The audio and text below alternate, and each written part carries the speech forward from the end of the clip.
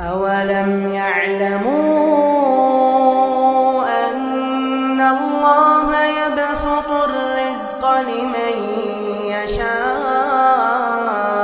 ويقدر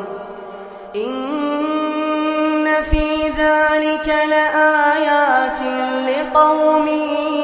يؤمنون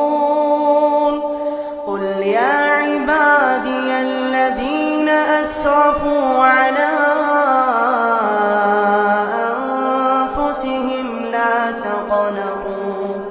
لا تقنطوا من رحمة الله إن الله يغفر